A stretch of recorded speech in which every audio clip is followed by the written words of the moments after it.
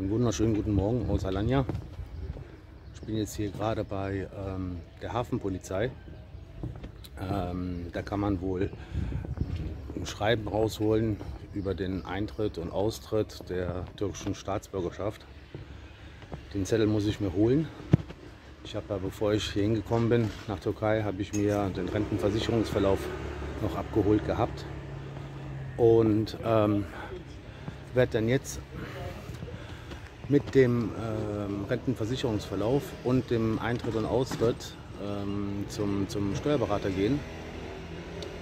Der muss mir dann irgendwie was dort belegen oder ausrechnen, keine Ahnung, da gehe ich gleich jetzt hin. Man hat mir gesagt, ich soll zum Steuerberater gehen. Und ich habe das Formblatt habe ich von der SGK abgeholt. Mein Ziel ist es,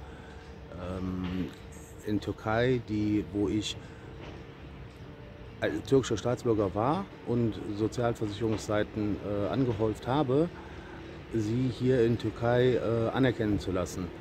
Das geht scheinbar nur mit der türkischen Staatsbürgerschaft. Wenn man, wie in meinem Fall, Deutscher geworden ist oder die deutsche Staatsbürgerschaft angenommen hat, kann man diese Zeiten nicht übertragen.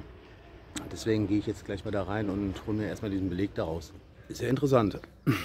Ich dachte, das wäre alles im System vermerkt gewesen. Aber gut, scheinbar ist es nicht im System oder hatten keinen Bock dazu. Auf jeden Fall soll ich jetzt sämtliche Reisepässe mitbringen, die ich so habe. Ich bin ja froh, dass ich aus sentimentalen Gründen meine alten Reisepässe noch nie weggeschmissen habe. Deswegen werde ich die von Kind an mal mitbringen und mal schauen, was man hier dann noch machen kann. Jetzt mein zweiter Anlauf, aber diesmal mit Pass. Ich habe einen gefunden und beim Durchblättern ist mir noch aufgefallen, dass da ein Stempel drin ist mit Austrittsdatum aus der türkischen Staatsbürgerschaft. Ich glaube, sowas suchen die. Mal sehen, was die dazu sagen. Tja, das war wohl ein Satz mit X. Ich brauche sämtliche Reisepässe von Geburt an. Und ja, die muss ich erst mal finden. Gut, dann noch ein Formular in die Hand gedrückt bekommen. Und dann wollen die noch wissen, so, wann ich ein- und ausgetreten bin. Oder ich weiß nicht, wie die das meinen. Ich gehe jetzt gleich mal zur CGK nochmal rüber und frage mal nach, was da gewünscht ist für Eintritt und Austritt. Bis gleich. Jo, was für eine Rennerei. Nur um die benötigten Informationen zu bekommen, bin ich hier hin und her am Rennen. Aber ich hoffe, das lohnt sich für euch auch. So, nach dem dritten Anlauf mit meinen 5 Pässen habe ich es doch glatt geschafft, mir einen Auszug zu holen. Sind ein paar Seiten gewesen. Jo, Eingang, Ausgang steht alles drin. Mal sehen, wie viel davon ich übertragen kann, wie es abläuft. Ich kann das momentan nur am Ende sagen. Ja, nächster Schritt heißt am Montag zur CGK mit den Unterlagen. Dann mache ich jetzt eine Anfrage und schaue, dass ich ein paar Zeiten übertragen bekomme. Hoffentlich alles, dann wäre ich gleich Rentner.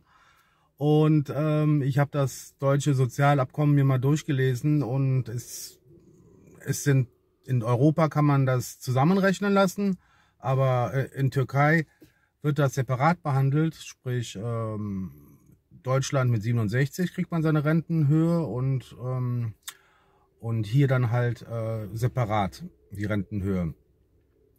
Aber in Deutschland muss ich natürlich noch warten. Mal gucken, ob ich das hier geregelt bekomme.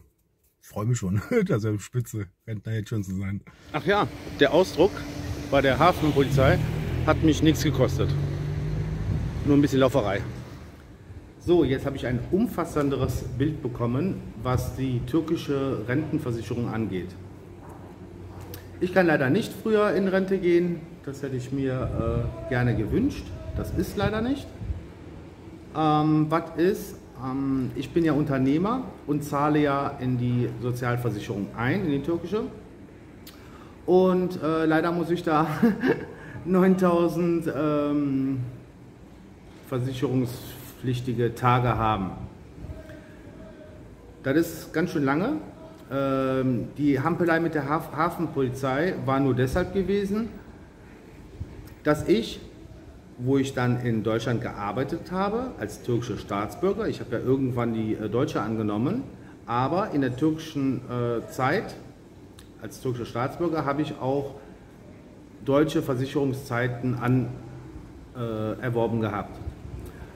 So, das hat mich jetzt legitimiert, dass ich in der Türkei meine Versicherung jetzt nicht nochmal neu machen muss, also komplett die 9000 Tage oder wenn man Angestellter ist, sind das nur 5000 Tage, sondern es hat mir jetzt die Berechtigung gegeben, dass ich, wenn ich versichert bin, die restliche Zeit, die ganzen restlichen Versicherungszeiten zahlen kann und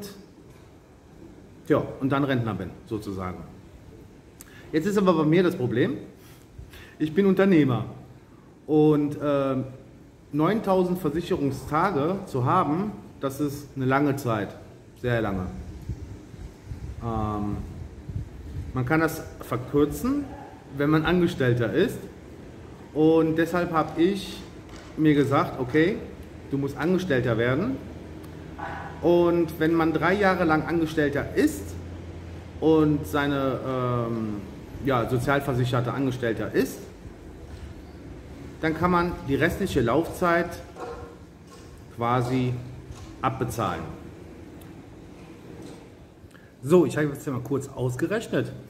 Als Unternehmer müsste man das ist jetzt nach dem alten Stand, die neuen Zahlen, da die Renten erhöht werden, gehe ich jetzt von den alten Zahlen aus, da müsste ich 1 Million Lira bezahlen und wäre dann sofort Rentner. Wenn ich Angestellter bin und 3 Jahre und den Rest zahle, sind das so knappe halbe Million. Also gerade mal nur die Hälfte. Dann habe ich mal geschaut, wann sich das amortisiert. Als Unternehmer wird sich dann die Einzahlung, die Vorauszahlung sozusagen, um sofort Rentner zu sein, würde 10 Jahre dauern und als Angestellter nur noch 5 Jahre. Dann hätte ich das Geld wieder raus. Darüber hinaus hat es den Vorteil, falls ich nicht ableben sollte, würde meine Frau lebenslang die Rente von mir beziehen. Falls ihr was passiert, bezieht unser Kind die Rente. Also von dem Aspekt her ist die türkische Rente super und eine kleine Absicherung für meine Familie. Deswegen werde ich diesen Weg auch gehen und schauen, dass ich das bewerkstelligt bekomme. Und irgendwann mal mit 67 kriege ich dann on top nochmal die deutsche Rente dazu. Also Deutschland und Türkei, da wird nichts verrechnet an Zeiten oder da wird auch nicht Zeiten angerechnet und man hat eine Restlaufzeit. Nichts ist. Das ist nur in der EU der Fall. In Türkei, da bestehen 2 verschiedene Rentensysteme und die spart man dann quasi alleine an, separat an. Das Einzige, was sich ändert, ist, dass ich, dadurch, dass ich in Deutschland gearbeitet habe, quasi im Voraus die sämtlichen Rentenbeträge bezahlen kann. Und eine Amortisationszeit von 5 Jahren ist super. 10 Jahre finde ich ein bisschen zu lang. Deswegen werde ich einen anderen Weg gehen. Ich hoffe, das Video war aufschlussreich und man hört sich. Bis dann, tschüss!